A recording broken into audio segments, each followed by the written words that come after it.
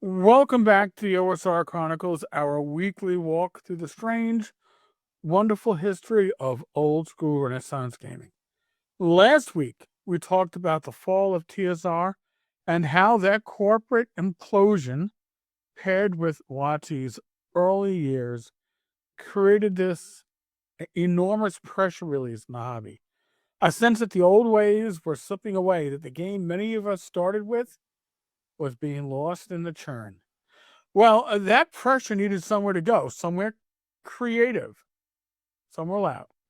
And it found that outlet, of all places, in a bunch of scrappy, no budget blogs. Tonight, we're digging into the early OSR blogosphere, the chaotic, passionate, weird corner of the internet where the OSR truly found its voice. Roll up a chair, pour a drink. This is where the Renaissance really begins. By the mid 2000s, two forces collided. The first, a generation of gamers who grew up on BX and AD&D 1E. We were adults now, with jobs, families, and nostalgia hitting hard. And I would guess a surplus of disposable income. And of course, we had the rise of blogging platforms. Blogger, LiveJournal, remember LiveJournal? WordPress. For the first time, the weirdos, the grognards, the tinkerers, and the house rule fanatics had a soapbox that didn't cost a dime. And boy, people had things to say. Now, forums like Dragon's Foot, I believe OD&D 74, and World were already simmering. But blogs? They were unfiltered brain-to-table creativity. You never knew if tomorrow's post would be a hot take, a new monster, a rant about skill systems, or musings on why sending AC wasn't actually that hard. The OSR wasn't a product line yet. It wasn't a brand. It wasn't even a movement. It was a vibe shared across a few keyboards, all firing at once. Now, depending on who you ask, different blogs were the spark. And it didn't happen literally overnight, but all of a sudden you woke up and it had its own life. There are blogs that did shape the tone, the tempo, and the DIY soul of what would become the OSR. These are far from a complete list, okay? Just so you all know. Grognardia, James Malowski, quite potentially the defining voice.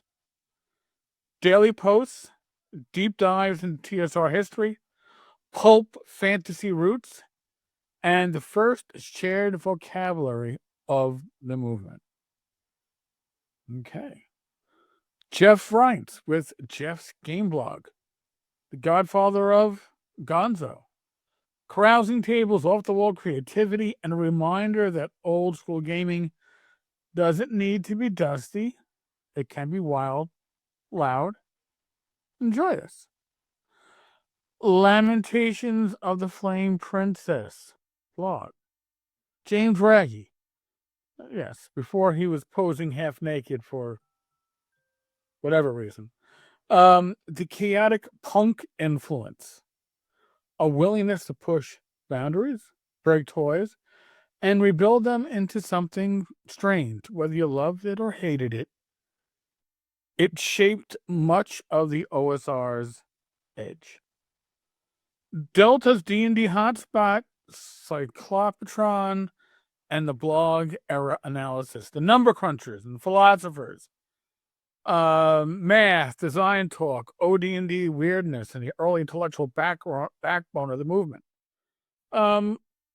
My very own Tenkar's Tavern, the Watchdog, the Town Square, the Signal Boost, If Grognardia gave the OSR a voice, the Tavern helped it become a community.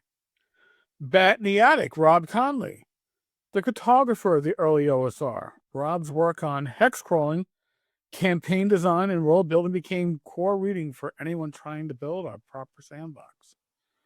JoeTheLawyer's Wondrous Imaginings.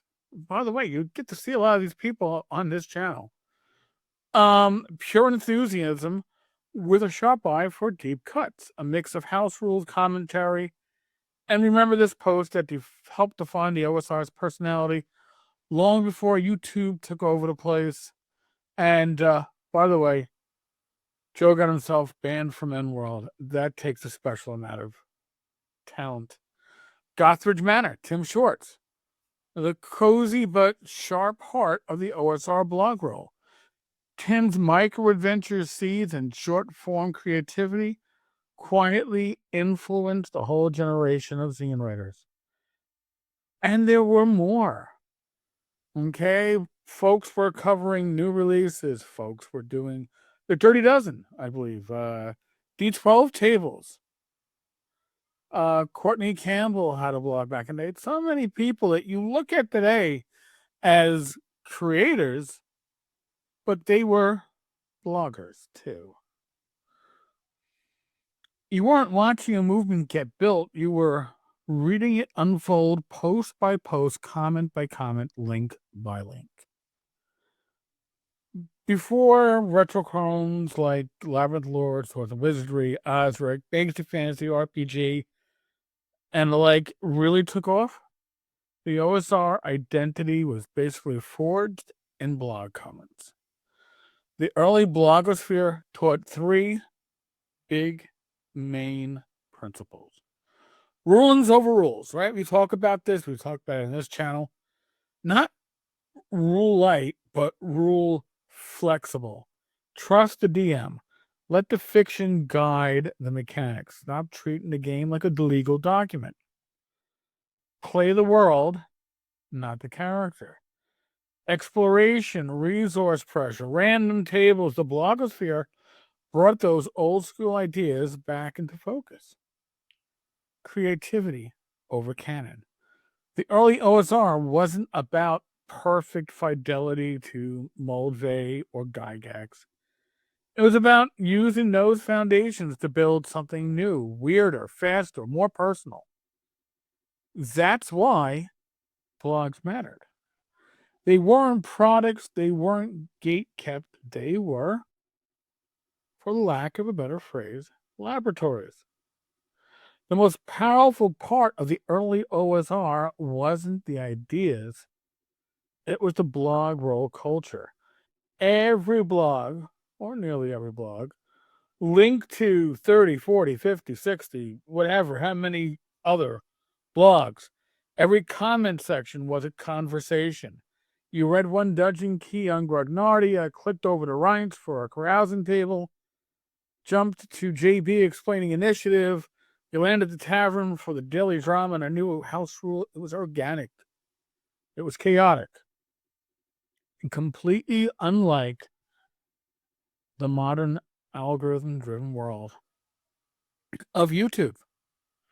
This was a scene, a renaissance sparked not by corporations, but by people hitting publish post after writing it.